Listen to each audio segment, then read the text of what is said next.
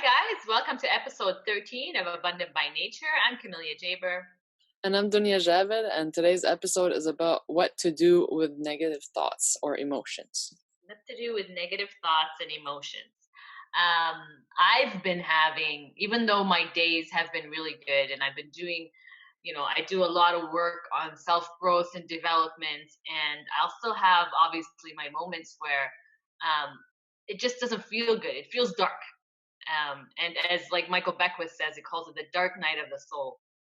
And what's happening in this time is you're growing, right? You're growing, and so you're letting go. There's the death of your old self, and in the dark night of the soul time, or when you're having like negative thoughts, whatever, the old you is still trying to hold on, and that's why it feels like that. So you need to focus on. He says to think of a great question, which he says to ask yourself. He says, if this experience was to last forever, what quality would I have to give birth to in order to have peace of mind? And so I think that's a great question. I've been asking myself that question lately when I have some negative thoughts. And then he says that leads to the birth of a new quality in you. So instead of wasting your time wishing, and so you basically wasting that energy, use that energy to go to the next level already, to develop the qualities that you wish to have as the new you.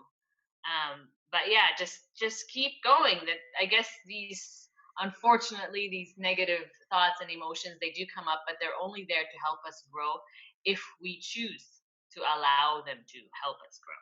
Mm-hmm.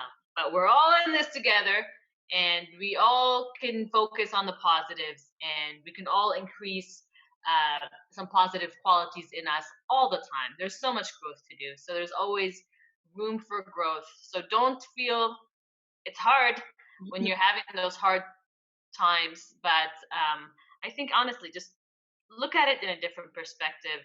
Find a way to use it as either an instigator for something good, for another additional quality or strength in you. But people, since the beginning of time, they've dealt with this, and they've only come out stronger. So just like when a woman gives birth, it's very painful situation, but she'll do it again and again because she's given birth to something miraculous that couldn't have happened without that pain and suffering. Mm-hmm. Mm-hmm. Yeah, it's basically you're killing your old self, like we were talking about, and that is not an easy thing to do. It's painful. Healing is painful, and it's part of life.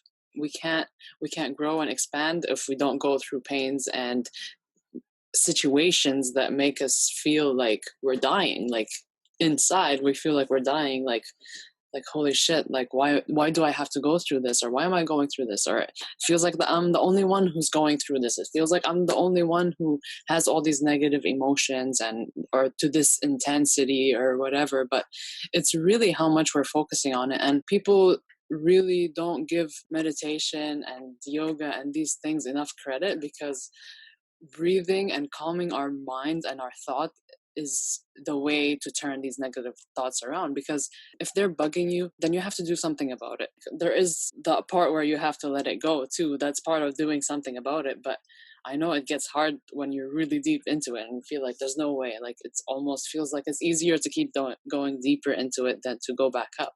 But you just have to calm yourself down and realize like all these things are just happening in your head right now. If I am stressed out, I don't feel like in my physical reality there's stress going on, but it's all in my head. So that's what we learned, like when I went to that silent retreat. And it wasn't really a retreat because it was a very painful experience. There was nothing going on in my life. We had 10 days as just us and our minds. We couldn't look at anybody in the eyes. We couldn't talk to anybody. We couldn't look at our phones. We couldn't read. We couldn't write anything. It was just you dealing with your own thoughts. You will see how that affects your body too. And the pain that comes from these thoughts affects your body too. Like it's crazy, the power of our mind and how little we know what it does to us. and how little we focus on that part. Because once we realize the power of these negative thoughts, we really will have to catch ourselves and be like, whoa, no, change that, because I don't want that. I don't want that outcome. I don't want this to happen. So if I want something better for myself, I need to think better thoughts for myself, and I need to speak in a better way to myself as well. Because even no matter what kind of face we're putting out to the world, if we're always acting happy and stuff, but inside we're actually, our dialogue with ourselves isn't that happy and or respectful to ourselves or kind to ourselves, it's not going to help. You have to change it from inside first to be able to see the beauty of the outside world too. Because it is a reflection. Yeah, Of that's course. beautiful how you said that. And I think that's the thing, that it's when you're feeling those things, it's really hard to actually get yourself to do something positive, even though you know it would help you. But Mhm. it's like your body wants to keep you in that state, right? It's really hard to come out of it. But it is important to realize that you can, it's still energy being used, and you need to shift that energy from the negative state that you're in to something more positive and something that's more empowering.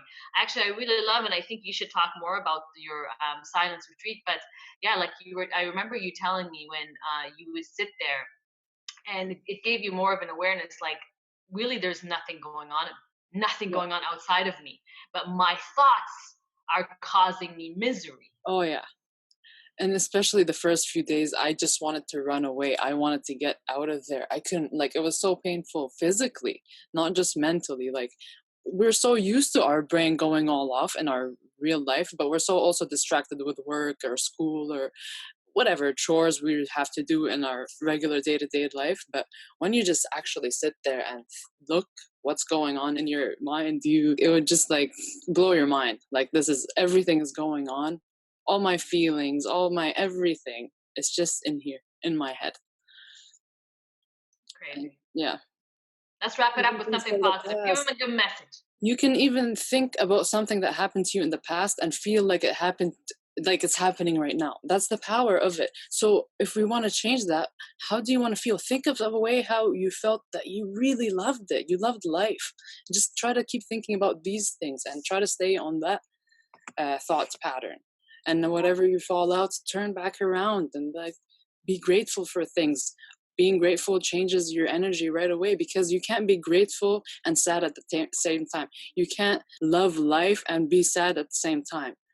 Like there's, those are opposites, and it doesn't, you can't have them both at the same time. You're either Absolutely. this or that. Yeah. Absolutely. Actually, you reminded me another thing of Michael Beckwith was saying. I'm taking a course with him right now, Master Visioning. So that's why he comes up a lot.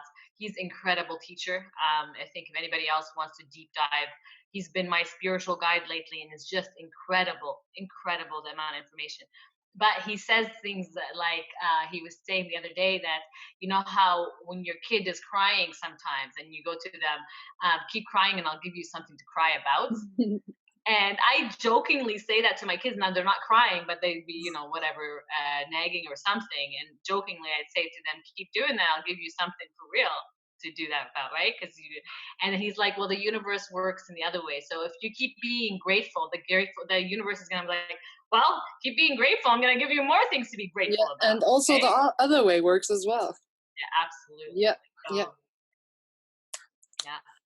I think this was a great episode today, Yeah. guys. Make sure to write in, let us know what you think. Again, remember, we're doing write us in your dream life.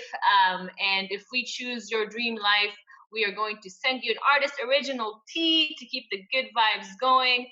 Yes. Send them in, let them be juicy, let them be awesome. Feel like you're living them. Yes. Um, and yeah, send us in. We're gonna keep doing that for the lifetime of this podcast, which is hopefully 15 plus years, people. So keep writing, keep sending them in. Yes, and I just want to clarify a little bit for everybody who is writing their dream life for us. Um, we, we want you to write it in a way where you're living from that day. So, so basically, you write it as if you have everything you've ever wanted in your life already, and you feeling it as well. From the moment you wake up, how does your day look like? What are you doing? Are you having a cup of coffee? Where are you having this cup? How does your house look like? Who are you with? All these things, little details, explain it, visualize it, make us see it as a little show of your day, of A your movie of your life. day, Yeah. of your life. So make it Absolutely. in detail, make it as your best version of yourself, living your best life. Yes. Let's inspire more and more people. I want to read your dream lives because I want to be inspired by a new vision, by a new dream. I want to add to my dream. So Yes. let's just keep writing those down, sending them in, and making them happen Yes. Dream it up and live it up. for sure. Have a great day, guys. Thanks for tuning in. Peace out.